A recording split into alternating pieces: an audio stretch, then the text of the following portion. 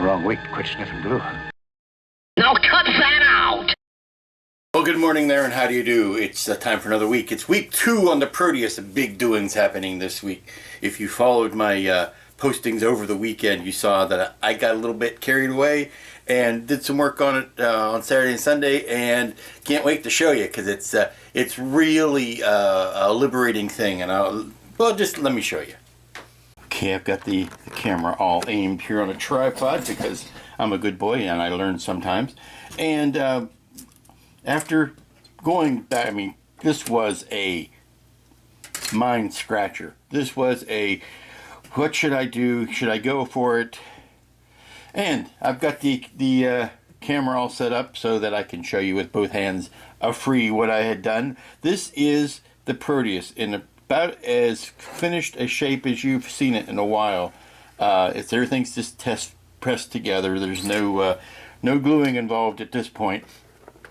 But I've got the hull sections together, and I was wondering about this quandary that I have. It's like, how much do you show of the inside? Do you make the top removable? Do you sacrifice the fact that you can't see into the back cabin by closing it all up? And I think I've come up with a good compromise, and that is I took my trusty little saw and I got rid of this section. I didn't get rid of it, it's still here, but I made it so that you can remove it. And let me see how well this is going to behave for me. Yep, there you go. See, peel this section off. I will put magnets on it so that it's held in place with magnets, but you can see what happens when you remove that. You are able to see inside the cabin. Now this does a myriad of things for me.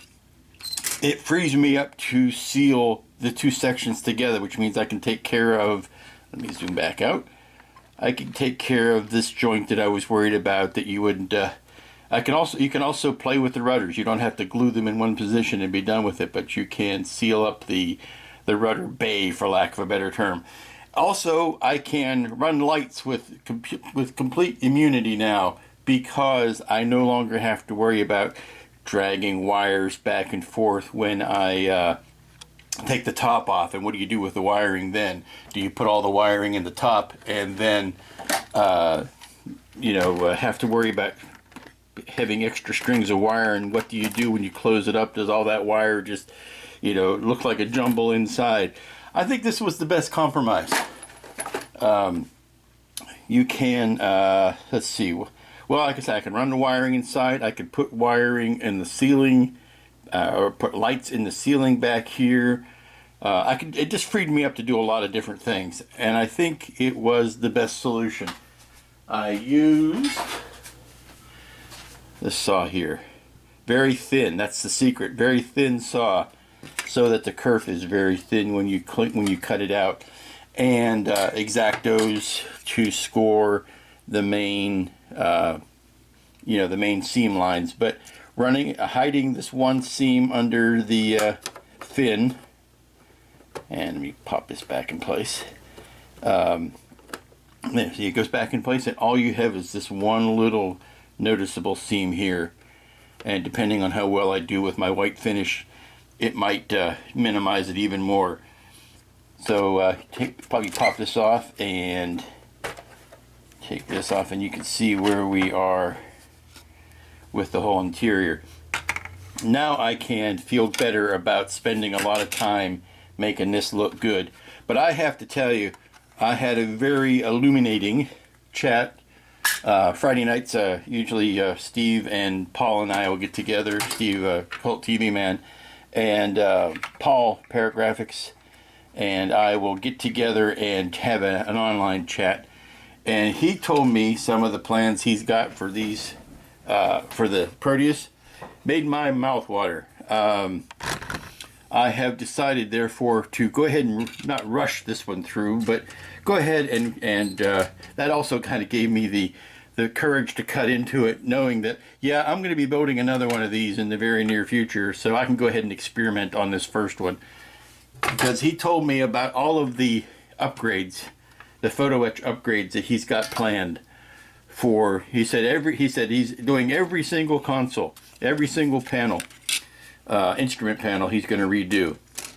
So that, like I said, that gave me liberty to know that yes, I'm going to be making another one of these guys. So I'm not going to go whole hog on this one. I'm going to kind of put my lights in, get it painted, and close it up and be done. And then when the next one comes out, when the photo etch comes out, then I'll go through and like meticulously redo all the consoles and everything else, and put in the parts that are missing and things like that.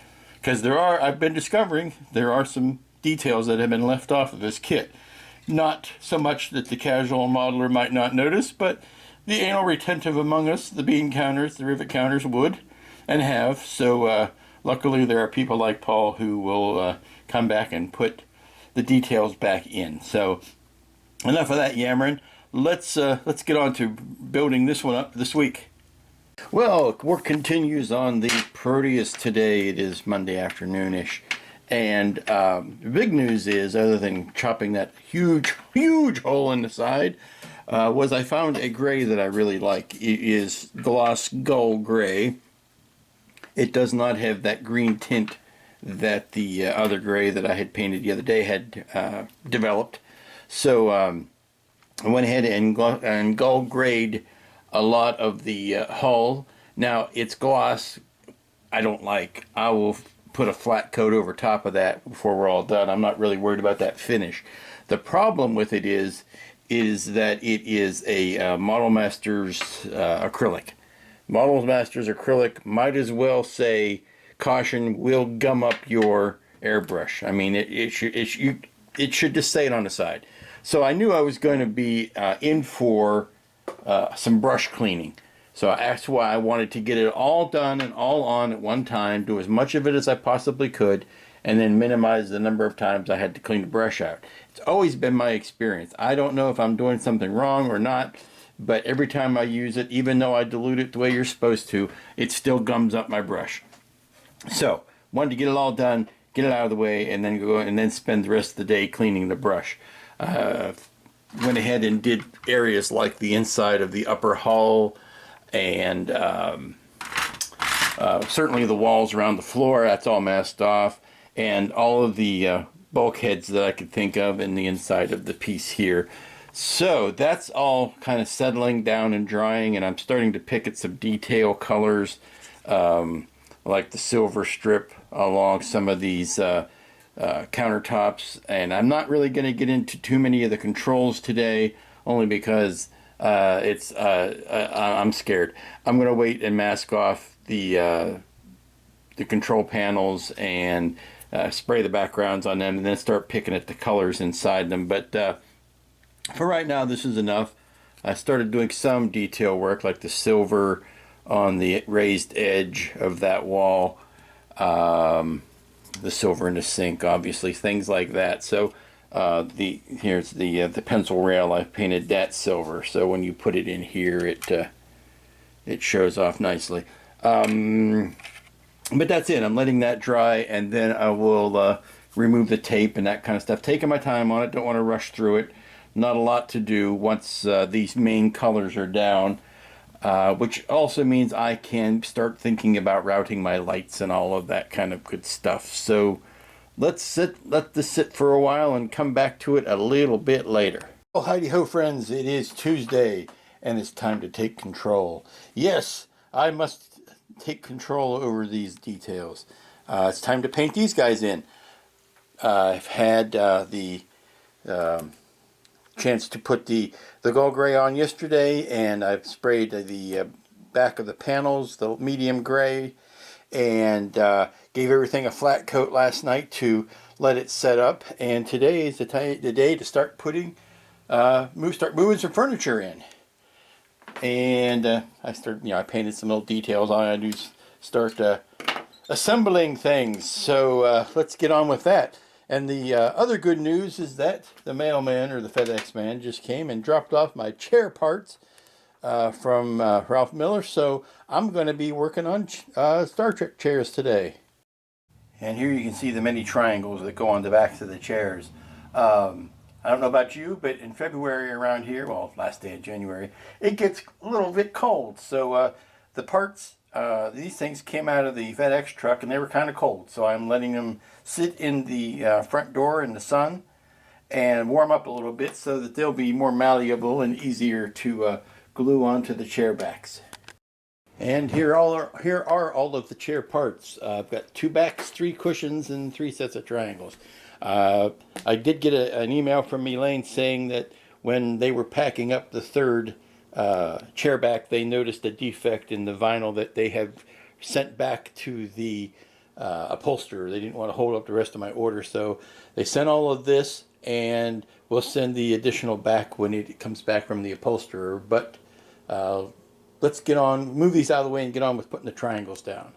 And here you can see 2 of the 3 triangles are on this chair, and getting ready to put the 2nd triangle on this chair.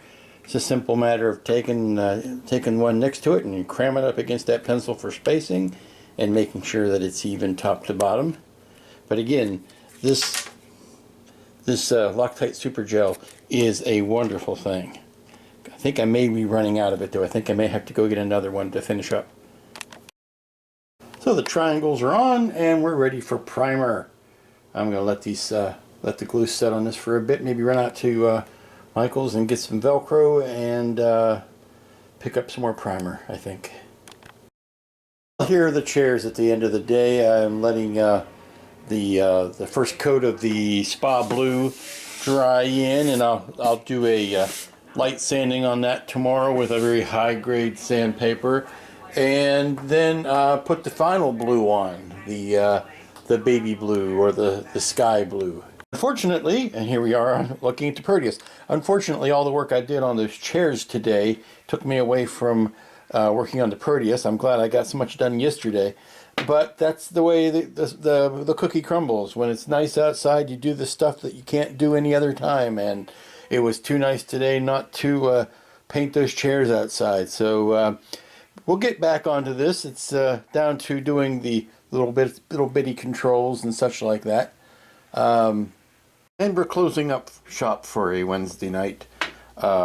Work progresses well. I took advantage of the weather to work on chairs today more than this, but wanted to show you a couple little add-ons that I've put on here. This part is sadly lacking in the original sculpt, but I had one of these, like Paul was calling them kit bashing sets. There were sets from Jupiter 2 that had defects in them, but you could still use them for generic photo etch. So I found a couple of nice little round speaker grills that I could put in the place where they should be, and I'm painting up the furniture and all that kind of stuff and getting the gauges and dials and all of that kind of stuff ready. I gotta redo something about that white. That didn't turn out good at all.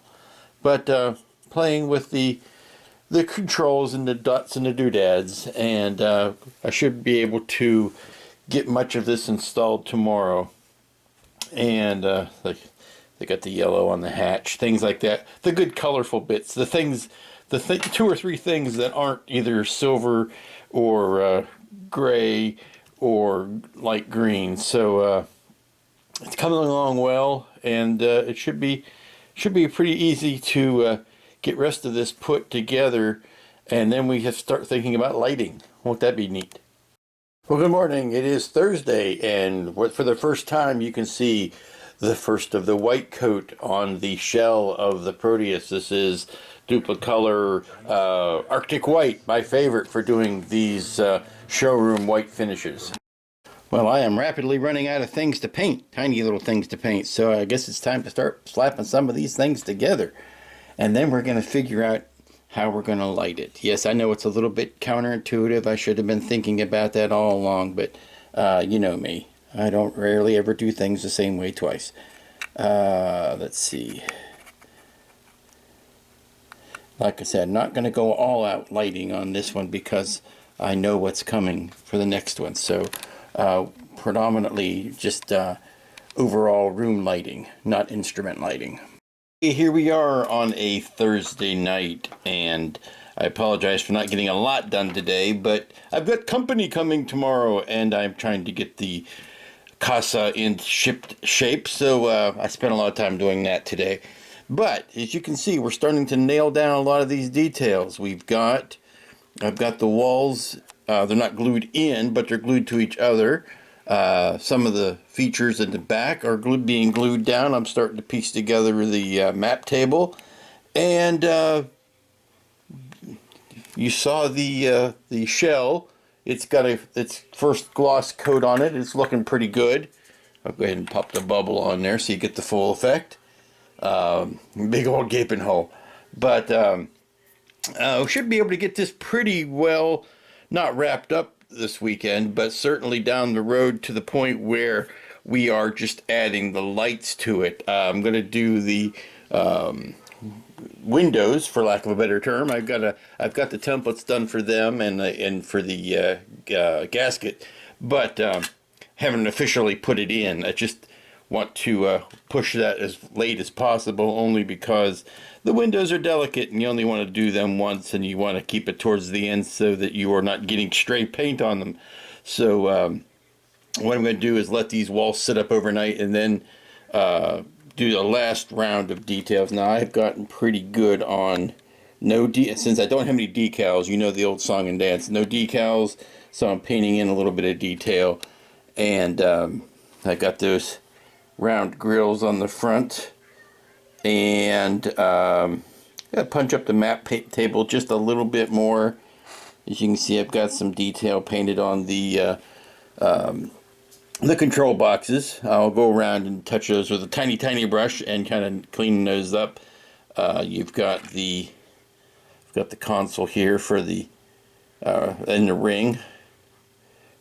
That ring only attaches to the very back of the chair, and at one point it's kind of awkward. So we'll see if I'm going to end up doing that, or if I'm going to actually end up where am I? Am I end up actually gluing it up into the bubble area and not use this back support.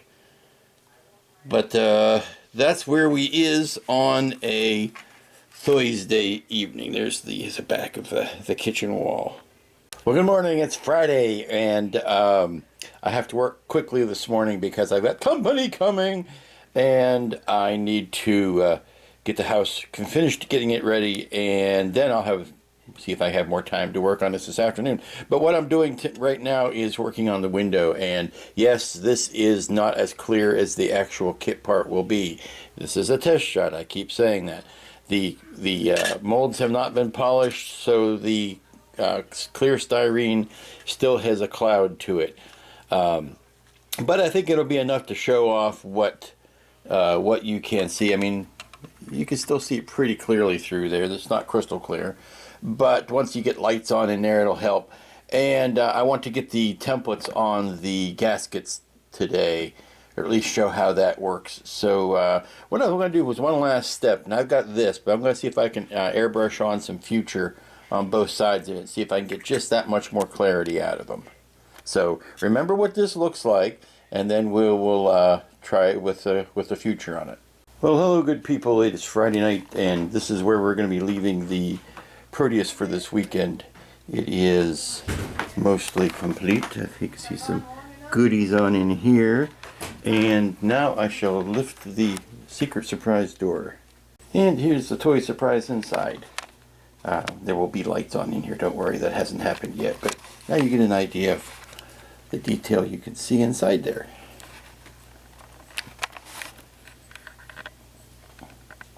Well, I've been threatening it all week, and here is my company, Brian and his lovely wife, Julie. Say hello, Julie, to the people of the world. Hello, everybody. And Brian, what are you doing down here this weekend? Just working on some modeling stuff with Lou, and getting some tips from the expert here. And, what are we working on? I've got the hopper from Randy Cooper, and actually by way of Pegasus. By way of Pegasus, that's correct. Randy Cooper designed, but Pegasus kit. Right. And we're just doing some weathering, and it's fun for me because I get to destroy somebody else's kit, and I don't have to worry about it. If I mess something up, I say, it was intentional, and they send it away, and I don't have to look at it every day. And then Brian goes home and curses me under his breath. So we're going through that, and you've also got the tug from Time Slip, right? The Starfleet tug that I massacred, and I'm going to help Brian with some of the copious amounts of Bondo that are needed to wrestle that kid into shape. But we're just going to have a fun weekend here, and that is the... Turn it around on me. We're just going to have a fun weekend here and kind of BS and shoot the breeze and talk models. So you go about your regular business, and we'll catch you next week. And that's going to wrap us up for another week. I hope you enjoyed the progress on the Proteus. And within another 2 or 3 days, I should be elbow deep in wiring for lighting. I think I've got it figured out which way I'm going to route everything. So hopefully we'll have this done next week. It's not that much more to do. So until next week, when everything should be back to normal, have a good one. Be nice to each other. Be good, and we'll see you here next time.